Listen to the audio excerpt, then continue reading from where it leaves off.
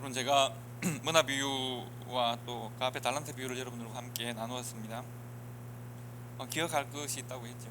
전체적으로 요약하면 달란트 비유는 하나님의 무한한 은혜, 풍성한 은혜에 관한 초점 있는 말씀이고, 문화 비유는 하나님의 나라에 관한 말씀이라고 했습니다. 그리고 또 예수님의 시대, 서기 1세기죠. 1세기에 전후에 있었던 두 전쟁을 기억하라고 부탁을 드렸습니다. 첫 번째 전쟁은 마케비 전쟁, BC 2세기에 있었던 마케비 전쟁에 관한 설명을 제가 말씀을 드렸었습니다. 유대인들은 이 마케비 전쟁을 잊지 못합니다. 마카비 혁명이라고 하기도 하고 전쟁이라고 하기도 하는데요. 당시에 우리가 잘 아는 알렉산드 대왕의 나라 그리스 제국이 근동 지방을 다 다스리고 있을 때 이제 그 아들과 아들 대에 이제 제국이 큰 힘을 발휘하고 있었죠. 바로 그때 유대인들이 마케베라고 하는 영웅인 것이죠. 마케베와 그 형제들과 함께 이제 정복당한 피정복 국가에서 이제 정복 전쟁, 그 독립 전쟁을 통해서 새로운 왕조를 세우고 그리스와의 전쟁을 승리로 이끌었던 역사적인 전쟁입니다. 그리고 이제 제국의 칼과 말발굽알에 신음하던 치욕스러운 역사를 청산하고 자랑스러운 독립국가를 세웠던 기록, 100년 정도의 기억이 있습니다. 그리고 마카베 왕조가 이제 하스몬 왕조라는 왕조가 바뀌면서 100년을 다윗의 영광을 회복하는 그런 시간을 가집니다. 그리고 이제 다시 무너지게 되죠. 로마에 처참하게 패배하고 BC 63년에 이제 다시 식민지로 바뀌게 됩니다. 그러니까 BC 한 160년 경에 전쟁이 있어서 독립국가가 되었고 BC 63년에는 다시 로마에 복속되는 것이죠. 그리고 예수님의 시대는 BC 60년이니까 제 1세기가 되지 않아서 예수님의 시대가 시작되는 겁니다. 그렇게 볼 수 있는 거죠. 여러분, 유대인들이 마키비 왕조의 그 기억을 하고 있을까요? 아니면 다 까먹었을까요? 선명하게 기억하죠. 우리가 여전히 일제시대 때 이야기를 하고 여전히 우리가 동족 상잔의 비극 6.25 이야기를 하지 않습니까? 지금 6.25이 지난 지 70년이 지났고 일제시대는 100년의 시대에 있는데 우리가 그 선명한 기억을 가지고 있는 것처럼 유대인들 또한 그들의 영광을 다시 한번 회복했던 그 왕조에 대한 기억을 그대로 가지고 있습니다. 그래서 예수님의 때 그들이 계속 예수님께 하나님의 나라를 회복할 때가 이때입니까? 저때입니까? 그 나라는 언제 회복이 됩니까? 당신이 그 나라를 회복할 메시아입니까? 이것을 계속 묻는 것이, 바꿔 말하면 당신이 마키베와 같은 역할을 할 겁니까? 를 물어본 것이나 마찬가지입니다. 그리고 예수님은 십자가에 못 박히셨습니다. 부활하시고 승천하셨습니다. 교회가 시작되었습니다. 그런데 그런 중에 또 하나의 큰 전쟁이 일어납니다. 유대인들이 독립국가에 대한 꿈을 버리지 못하는 거예요. 하나님 왕국에 대한 꿈을 버리지 못하는 거예요. 그래서 그들은 유다 독립전쟁이라고 하는 전쟁을 BC 2세기에는 그리스와 치렀다면 이제는 로마와 치르게 됩니다. 여러분, 우리가 워낙 그 시대에 대한 영화가 많으니까 잘 아시잖아요. 그리스와 로마는 지금까지도 그 문화가 남아있는 대단한 근동지방의 큰 국가였습니다. 자, 유대인들이 독립하기 위해서 그리스와 싸웠던 때는 그리스가 가장 정치적으로 안 좋았던 때, 그때 딱 싸워서 이겼거든요. 그리고 100년을 독립국가가 되었는데 로마는 불행히도 그런 때가 없습니다. 로마는 그때 가장 강성하던 때입니다. 유대인들이 로마와 맞서 싸웠습니다. 결국 어떻게 되었을까요? 결과는 아주 처참했습니다. 당시에 로마에 대항하는 수많은 반란들이 일어났고요, 스스로 메시아라고 주장하는 수많은 사람들이 있었습니다. 예수님의 시대에도 예수라는 이름의 또 다른 사람들이 광야에서 민중 봉기를 일으키고 반란을 일으키고, 그들이 좋게 말하면 민중의 지도자가 되는 것이고, 안 좋게 말하면 산적들이나 또 여러 어떤 들판에서 사람들을 모아서 이런저런 문제를 일으키는 사람들이 있었단 말이죠. 그래서 그들이 이제 그런 역사들이 있다가 AD 70년이 되면 당시에 근동지방의 대부분 나라들이 다 신을 섬기는 나라였기 때문에 로마와 섞여 사는 일이 어렵지 않았는데, 근동지방의 많은 국가들 중에 유일신을 섬기는 한 나라, 어느 나라겠습니까? 유대인들이죠. 유대인들하고 끊임없이 갈등을 일으킵니다. 특별히 이제 그때 당시에 가이사랴 지역의 어느 한 회당, 유대인들의 회당에서 그 지역을 정복하고 다스리는 총독의 그 군대가 회당에서 자기들의 신에게 제사를 드리려고 할 때 그 회당을 지키는 제사장들과 분쟁이 일어나게 되고, 그래서 유대인들이 분노해서 로마의 관원들을 죽입니다. 그때로부터 이제 분쟁이 시작되고, 죽인 사람들은 광야로 가서 사람들을 모으게 되고 로마와 계속 싸움을 일으키게 되고 하다 보니까 유대인의 세력들이 커지게 되면서 이제 AD 66년에 드디어 반란이 일어나게 됩니다. 그리고 큰 전쟁이 시작됩니다. 그때로부터 약 3년간 전쟁이 계속되는데 때로는 유대인들이 이기기도 하고, 초반에 유대인들이 많이 이기죠. 당시에 그 지역에 주둔한 로마 군들을 다 죽이거나 이기기도 합니다. 하지만 이제 로마의 여러 군단들이 계속 파병이 되고, 그리고 예루살렘을 중심으로 그들은 저항을 하다가 결국은 예루살렘 성이 완전히 무너지게 됩니다. AD 70년에 우리가 여러분 들어보셔서 로마의 디도 대장 티투스라고 하는 그 장군에 의해서 완전히 무너지게 됩니다. 예수님께서 이미 예언하셨습니다. 돌 위에 돌이 하나 남지 않고 완전히 무너질 것이다. 기록에 의하면 그때 예루살렘에서 죽었던 사람들의 수가 약 110만 명. 지금으로부터 2000년 전의 일입니다. 사람이 인구가 많지 않을 때인데 예루살렘에서 110만 명 정도가 죽고 10만 명 정도가 포로로 잡혀가서 노예로 팔려갔다는 기록이 있습니다.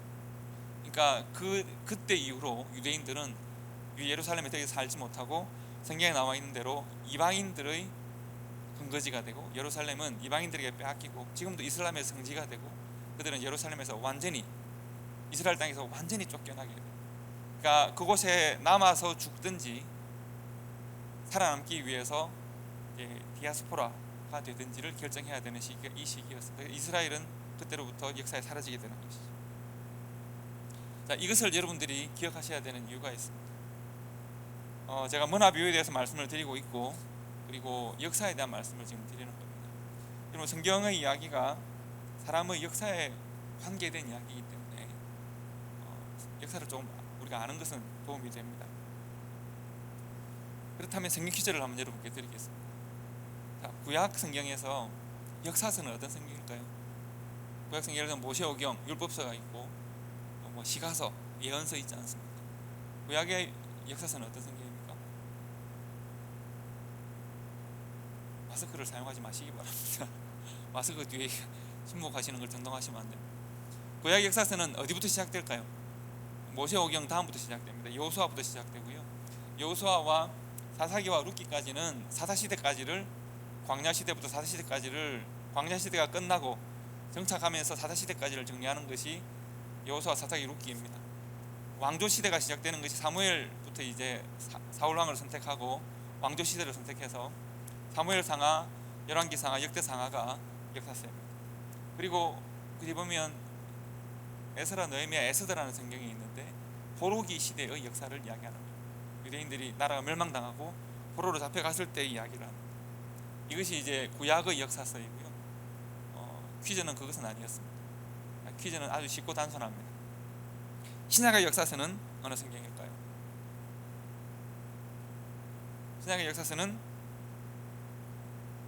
누가 속으로 말씀하셨는데 지금 한 분이 속으로 말씀하셨죠. 사도행전입니다. 유일하게 사도행전이 역사에 관한 이야기를 하고 있습니다. 그런데 여러분, 사도행전을 잘 아시지 않습니까? 사도행전은 누구에게 기록한 성경입니까? 사도행전은 실은 알고 보면 편지거든요. 데오빌러라고 하는 로마의 한 총독에게 누가가 편지로 쓴 성경입니다. 그래서 초대교회의 역사가 이렇게 되고 있습니다는 것을 보여주었습니다. 그런데 사도행전은 그 전편이 있습니다. 어느 성경이 전편이죠? 누가복음이 전편입니다. 즉 데오빌로에게 누가가 두 성경을 썼습니다. 두 편지를 썼는데 한 편지는 누가복음, 예수님의 생애에 관한 것이고, 다른 한 편지는 사도행전, 교회의 시작에 관한 것입니다. 그래서 당신을 나와 같은 그리스도인으로 만들고자 합니다. 읽어보십시오. 예수님은 이렇게 사셨고 이렇게 부활승천하셨고 초대교회는 성령 하나님과 더불어서 이렇게 일하고 있습니다. 이런 것을 말하는 것입니다. 자, 그렇게 생각해보면 우리가 누가복음을 복음서라고 하고 사도행전을 역사서라고 하잖아요. 그런데 전편과 후편이죠. 동전의 양면과도 같습니다. 다른 말로 하면 누가복음은 가장 역사적인 종말론을 잘 설명하고 있는 복음서라는 이야기입니다. 그러니까 누가복음은 역사성을 설명하기 위해 여러분들에게 지금 말씀드리는 겁니다. 즉 복음서로서의 누가복음은 우리가 잘 알고 있습니다. 그런데 복음서로서의 누가복음이 사도행전과 함께 역사성을 가지고 있다는 것을 기억하시면 좋겠습니다. 왜냐하면 왜 제가 이런 말씀을 지금 이렇게 길게 드리냐면 누가복음이 가지고 있는 오늘 특별히 말씀에서 종말론적인 성격을 우리가 이해해야 되기 때문에 그렇습니다. 누가복음 기록 시기를 이제 우리가 중요하게 보는 것인데요. 제가 아까 유대인들이 경험했던 두 번째 전쟁 몇 년이라고 했습니까? AD 70년에 그들은 큰 전쟁을 하게 됩니다. 그리고 깡그리 멸망당하죠. 예수님은 이 일을 먼저 예언을 하셨습니다. 그리고 예언이 이루어진 것을 볼 수 있습니다. 여러분, 모든 복음서에 이 유대의 멸망에 관한 기록들이 있습니다. 예를 들면 마가복음과 누가복음에 동일한 기록이 있습니다. 그런데 동일한 기록인데 조금 다르게 표현되어 있습니다. 마가복음에는 이렇게 기록되어 있습니다. 13장 14절에 보시면 멸망의 가정한 것이 서지 못할 곳에 선 것을 보거든 이라고 하는 것이 이제 예루살렘 멸망의 시작입니다. 그런데 누가복음은 굉장히 구체적으로 표현합니다. 누가복음은 이 표현을 멸망에 가정한 것이 서지 못할 곳에 선 것을 보거든 이라고 하는 표현을 누가는 어떻게 표현하고 있냐면 예루살렘이 군대들에게 에워싸이는 것을 보거든 이렇게 표현했습니다. 원래 예언이라고 하는 것은 예언은 좀 두리뭉실합니다. 모호합니다. 예언은 원래 그렇거든요. 그런데 마가의 예언은 예언이 맞습니다. 멸망에 가정한 것 뭐지? 궁금할 수 있잖아요. 서지 못할 곳에 선다는 게 뭐지? 궁금할 수 있는데 그것은 로마의 군대의 깃발이 곳곳에 서고 성전에 서고 예루살렘 성에 서는 것을 말하는 겁니다. 그런데 누가는 구체적이잖아요. 예루살렘에 군대들이 에워싼다는 것이죠. 예루살렘에 군대들이 에워싸는 것을 보거든 이미 마가는 예수님의 예언을 듣고 자기가 경험하지 못한 것을 기술하고 있는 것이고 누가는 예수님의 예언을 기록하되 예수님의 예언이 이렇게 이루어진 거예요. AD 70년 이후에 누가복음은 기록된 것으로 보는 것이 맞습니다. 또 그런 증거 중에 하나는 뭔가 하면 마가복음과 누가복음, 마태복음을 공관복음이라고 하는데 관계되어졌다는 거예요. 그 중에서 마가복음이 가장 먼저 기록이 됐습니다. 그리고 마태와 누가는 마가복음을 근거로 해서 자신들의 경험과 신학적 입장을 기술한 성경이라고 보시면 됩니다. 그렇기 때문에 마가복음이 AD 70년 예전에 기록되었고 누가복음은 그 이후에 기록되었다라고 보는 학자들이 많습니다. 뿐만 아니라 누가복음은 1장에 이렇게 기록을 합니다. 1장 1절부터 4절까지 말씀을 보면 누가복음이 어떻게 기록되어 있냐면 누가가 이제 데오빌로에게 편지를 쓰는 이유를 설명합니다. 누가복음 1장 1절부터 4절까지 우리 중에 이루어진 사실에 대하여 처음부터 목격자의 말씀과 일꾼된 자들이 전하여준 그대로 내력을 저술하려고 붓을 든 사람이 많은지라 그 모든 일의 근원부터 자세히 미루어 살핀 나도 데오빌로 각하에게 차례로 써보내는 것이 좋은 줄 알았노니 이는 각하가 알고 있는 바를 더 확실하게 하려 함이로라. 이렇게 되어 있습니다. 무슨 말인가 하면 이제 내가 데오빌로 각하에게 편지를 씁니다. 그런데 각하요, 요즘 일어나고 있는 교회의 일과 예수님의 일에 대하여 붓을 든 사람이 많다는 거죠. 그런데 내가 생각해 보니까 그 중에 정확하지 않은 것도 있고 자기 여긴이 너무 강하게 들어간 것도 있고 인정하지 못할 것도 있고 그런데 내가 지금 정확하게 내가 우리 스승인 바울과 베드로로부터 배우고 듣고 한 것들을 마가복음과 함께 당신에게 있었던 일이 무엇인지를 기록하려고 합니다. 그래서 이루어진 일에 대하여 처음부터 목격자와 말씀에 일꾼된 자들이 전하여준 그대로를 저술하려고 붓을 든 사람이 많았지만 그러나 내가 이제 당신에게 편지를 씁니다. 이렇게 말합니다. 그런데 예수님 초대교회에 예수님이 있었던 그 일과 초대교회 시작에 대하여 붓을 든 사람들 이 많았던 때가 언제부터인가 하면 전쟁 이후부터 그렇습니다. 왜 그럴까요? 당시 예루살렘을 중심으로 교회에 남아있는 사람들은 예루살렘에 누구와 함께 있습니까? 사도들과 다 함께 있었어요. 굳이 성경을 기록해 놓지 않아도 사도들이 예수님에 대한 기억들을 늘 이야기하고 가르치니까 괜찮았는데 이제 교회가 회파되고 예루살렘 성전도 무너지고 성도 무너지고 이제 전 세계로 흩어집니다. 근데 내가 아들에게 내 말씀을 가르쳐야 하겠는데 내가 들은 기억만으로는 부족하고 내가 들은 것이 다인지도 모르겠고 그러잖아요. 그러면 뭐가 필요합니까? 누군가는 자세히 듣고 아는 사람이 제대로 기록을 남겨놓으면 내가 그 기록을 들고 가서 자녀들에게 가르칠 수 있을까요? 예루살렘 성전이 무너지고 예루살렘 성이 다 무너지고 유대인들이 세계로 흩어질 때 그들은 이런 편지들이 필요했던 것이죠. 그래서 지금 누가복음의 기록은 예루살렘이 무너지고 난 이후 유다 전쟁 이후라고 보는 것이 맞습니다. 왜 지금 이렇게 제가 역사적인 것을 막 설명을 드리냐면, 어려운 이야기를 드리냐면 문화 비유를 제대로 이해하기 위해서입니다. 문화 비유는 참고로 다음 주에 한 번 더 나눌 겁니다. 다음 주에 마지막 나누려고 하는데, 오늘 실은 문화 비유에 대한 말씀을 다 준비했는데 너무 많아가지고 반뚝 나누었습니다. 오늘은 서론에 해당되는 부분이니까 이해를 해주시면 좋겠습니다. 여러분, 예수님께서 누가복음에 그래서 보시면 21장 읽은 본문 그 앞에 20절부터 지금 종말에 관한 이야기를 합니다. 우리 한번 성경을 한번 펴보십시오. 한글 성경을 펴보시면 저기 나와 있네요. 우리 스크린을 봅시다. 20절 보시면 너희가 예루살렘이 군대들에게 에워싸 하는 것을 보거든 그 멸망이 가까운 줄로 알라. 예루살렘이 포위될 것입니다. 멸망이 다가왔습니다. 그때 유대에 있는 자들은 산으로 도망을 갈 것이고, 성내에 있는 자들은 성에서부터 빨리 빠져나가라는 거죠. 촌에 있는 자들은 모이지 말라고 하는 거예요. 모이면 군대가 올 거예요. 그래서 그날은 기록된 모든 것을 이루는 징벌의 날입니다. 이스라엘과 예루살렘의 멸망에 관한 기록된 모든 것들이 이루어지는 날입니다. 그날에는 아이 뵌 자들과 젖먹이는 자들에게 화가 있으리니 이는 땅에 큰 환난과 이 백성에게 진노가 있을 것입니다. 그들이 칼날에 죽임을 당하고 모든 이방에 사로잡혀 갈 것입니다. 예루살렘은 이방인의 때가 차기까지 이방인들에게 짓밟힐 것입니다. 그럼 그대로 이루어졌습니까? 이루어지지 않았습니까? 그대로 이루어졌습니다. 이를 성신에게는 징조가 있겠고, 땅에서는 민족들이 바다와 파도의 성난 소리를 하여 혼란한 중에 공고하리라. 사람들이 세상에 임할 일을 생각하고 무서워함으로 기절하리니 이는 하늘의 권능들이 흔들리겠습니다. 이렇게 예루살렘 멸망에 관한 예언이 기록되어 있습니다. 그래서 마가복음에는 좀 더 모호하게 기록되어져 있고, 누가복음에는 이미 일어난 일들인데 예수님께서 이미 이 일에 대하여 말씀하신 거예요. 좀 더 자세하게 기록이 되어 있습니다. 그리고 여기까지만 되면 예루살렘 멸망에 관한 예언하셨구나를 알 수 있는데, 그 다음에 예수님은 이런 말씀하십니다. 그때에 27절 보시면 그때에 사람들이 인자가 구름을 타고 능력과 큰 영광으로 오는 것을 보리라. 이런 일이 되기를 시작하거든 일어나 머리를 들라 너희 속량이 가까우니라 하시니라. 이에 비유로 이르시되 무화과 나무와 모든 나무를 보라. 싹이 나면 너희가 보고 여름이 가까운 줄을 자연히 아나니 이와 같이 너희가 이런 일이 나는 것을 보거든 하나님의 나라가 가까이 온 줄 알라. 내가 진실로 너에게 말하노니 이 시대가 지나가기 전에 모든 일이 다 이루어지리라. 천지는 없어지겠으나 내 말은 없어지지 아니하리라. 여기까지가 종말에 관한 예언입니다. 종말이 이렇게 올 것입니다. 인자가 구름을 타고 능력과 영광으로 오는 것을 볼 것입니다. 무화과 나무와 모든 나무를 보라. 열매를 맺기 전에 징조를 보이는데, 싹이 나면 여름이 가까운 줄 아는데 너희가 이런 일이 일어나는 것을 보거든. 이런 일이 어떤 일일까요?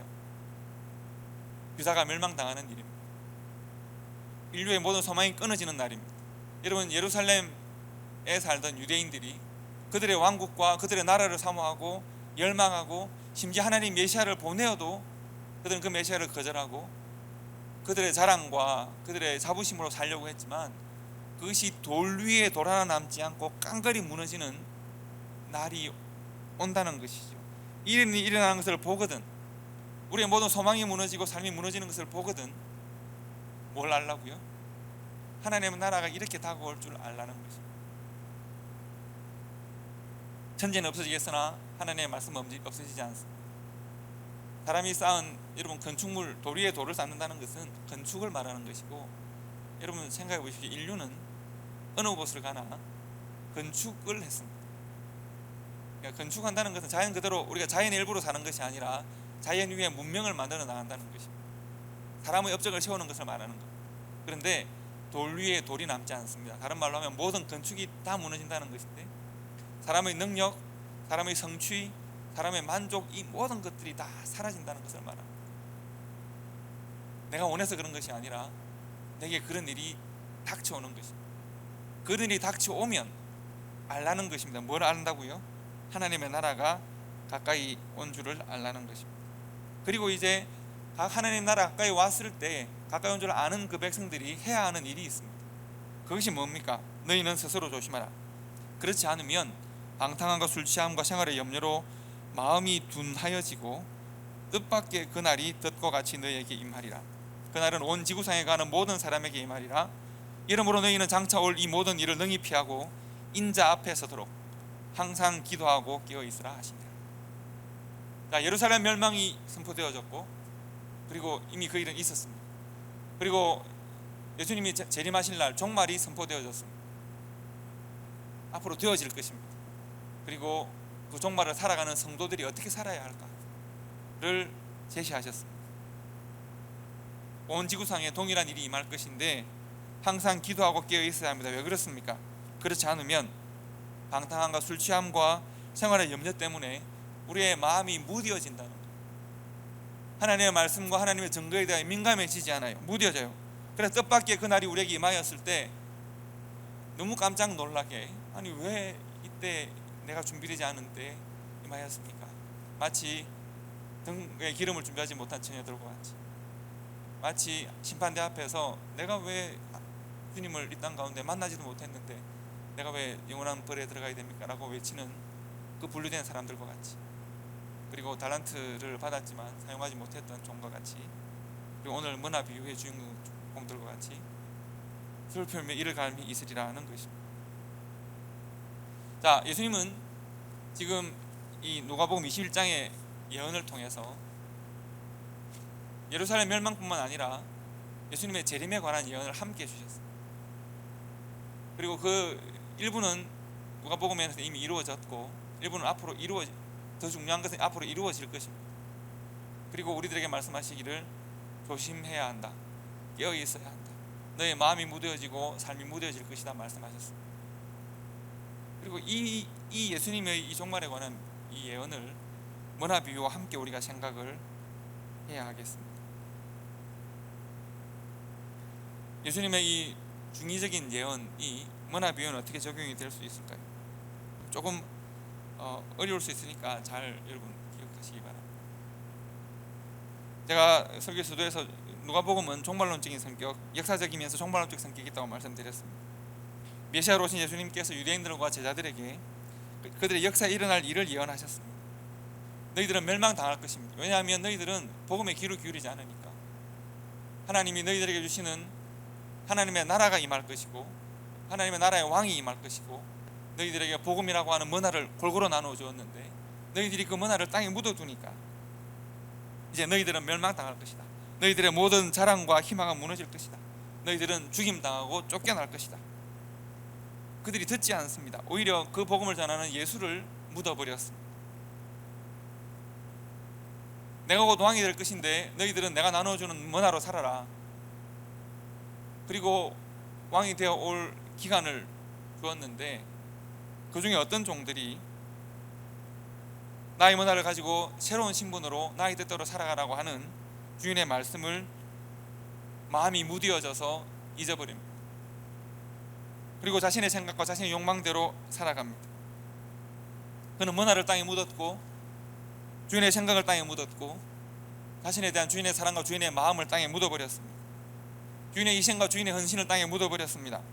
다른 말로 하면 그는 주인에 대한 모든 기억을 땅에 묻어버린 것입니다. 주인을 십자가에 못 박고 무덤에 가두는 것과 같습니다. 나와 주인은 상관이 없는 것으로, 나는 이전에 내 생각대로 살아갈 것이고 주인이 왕이 되든 주인이 뭐가 되든지 나와는 상관이 없습니다. 그래서 주인은 그를 내가 왕 되는 것을 반대하는 자들이라고 말합니다. 종은 빼앗기고 종은 쫓겨나고 종은 징벌을 받습니다. 여러분, 이 예언은 성취되었습니까? 성취되지 않았습니까? AD 70년에 정확하게 성취되었습니다. 그들은 그곳에서 죽임당하거나 모든 것을 다 빼앗기고 쫓겨나 버렸습니다. 그리고 예수님은 그 예언과 더불어서 또 하나의 예언을 주셨습니다. 이미 이루어진 예언은 교훈이 되고 거울이 됩니다. 또 다른 예언의 좋은 교과서가 되는 것이죠. 예수님께서 말씀하십니다. 보지 않았는가? 경험하지 않았는가? 유대인들은 그들에게 선포된 예언의 말씀을 외면했고 선포된 그 내용 그대로 책망과 징계를 받지 않았던가? 그리고 동일한 예언이 이제 유대인들뿐만 아니라 온 지구상의 모든 민족과 인류에게 동일한 말씀이 선포되어집니다. 예수님께서 종들에게 동일한 문화를 나누시는 것처럼 동일한 구원의 말씀, 은혜의 말씀, 그러나 심판의 말씀이 유대인들에게 시간이 흘러서 여러분과 제게 선포되어진 것입니다. 여러분, 우리가 성경을 이해할 때 입체적으로 좀 이해하셔야 돼요. 예수님의 시대에 예수님이 종들을 불러서 비유로 말씀하셔가지고 예를 들면 10명의 종들에게 10개의 문화를 나눠줬다. 근데 그 시대로만 끝난 것이 생각하지 마시고 그때 그 유대인들과 천년 전에 그 누군가와 여러분과 제가 함께 지금 예수님 앞에 문화를 받는 사람으로 있는 것으로 생각하셔야 합니다. 그리고 역사를 넘어서서 하나님의 시간에 우리가 동일하게 불려가서 예수님께 나누시는 문화를 받은 것입니다. 그 문화는 하나님의 말씀이자 하나님의 뜻이자 십자가의 은혜이자 구원의 은혜입니다. 같은 방식으로 지구상의 모든 민족과 인류에게 구원의 은혜가 선포되고 하나님의 뜻이 선포되고 십자가의 사역이 나타났습니다.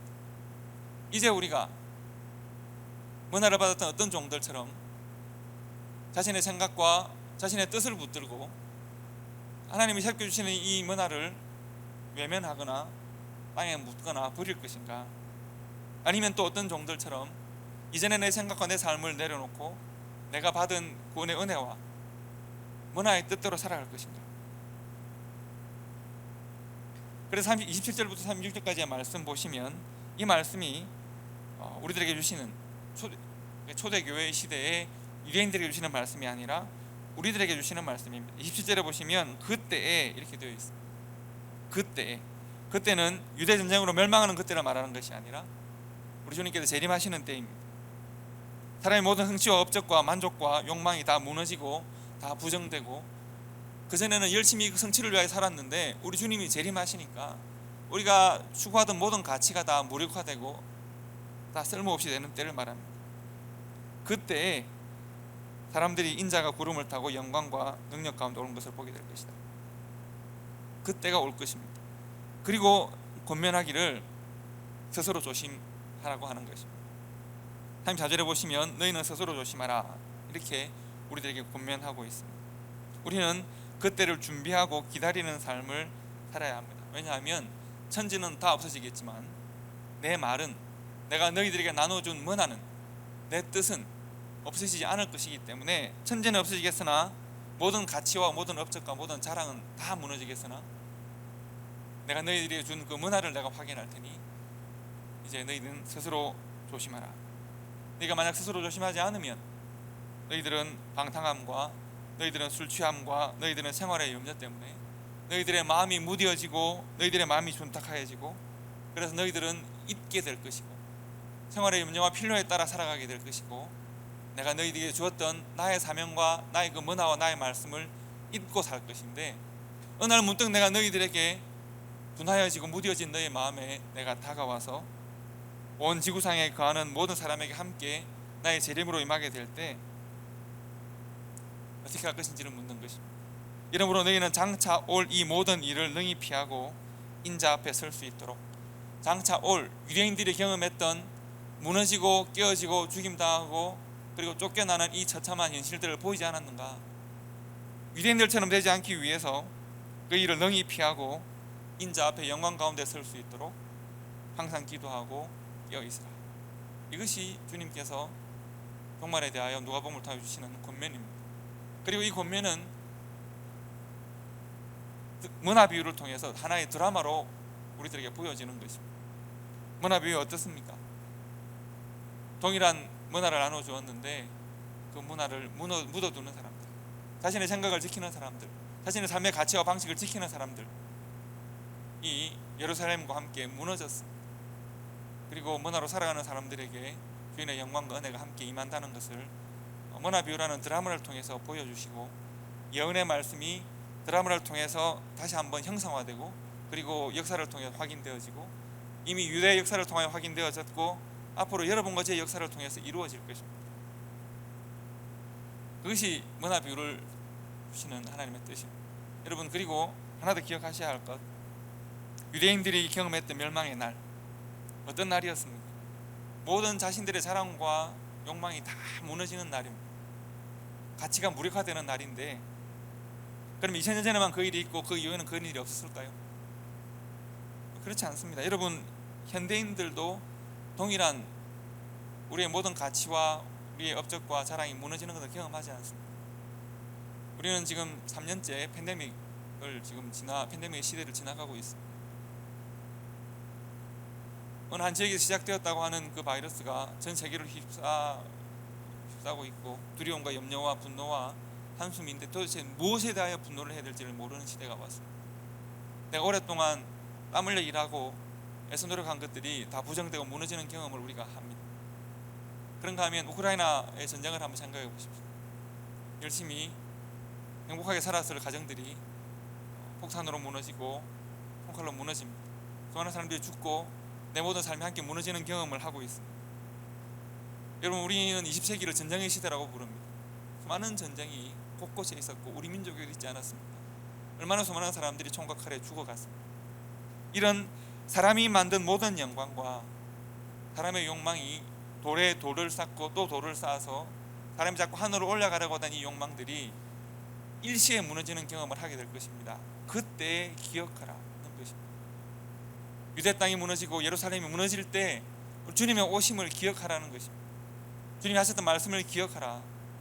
이루어진 일을 통하여 이루어질 일을 기억하라고 말씀하신 것처럼 우리가 우리 시대에 우리의 모든 성취와 업적과 욕망이 무너지는 수많은 경험들을 이미 20세기 역사적으로 했고 21세기에도 그것이 이루어지고 있는 것을 보면서 내가 나의 만족을 위하여 쌓은 모든 것이 무너질 때가 곧 올 것이므로 나는 하나님 안에서 하나님의 영광과 하나님의 나라를 바라보고 하나님의 때를 준비하는 그런 삶을 살아야 하겠다, 살아가야 한다라고 하는 것이 이 비유에 대하여서, 예언의 말씀에 대하여서 이것을 우리가 사용해야 될 문화로 받는 성도들과 교회의 자세라는 것입니다. 오늘 말씀을 다시 한번 기억하시기 바랍니다. 천지는 없어지겠으나 하나님께 우리에게 주신 문화는 없어지지 아니합니다. 우리는 스스로 조심해야 합니다. 그렇지 않으면 우리의 마음과 삶이 무디어지고 무감각해질 것입니다. 그러면 하나님의 재림에 관한, 심판에 관한 말씀을 잊고 살 것인데 우리의 마음을 새롭게 해야 합니다.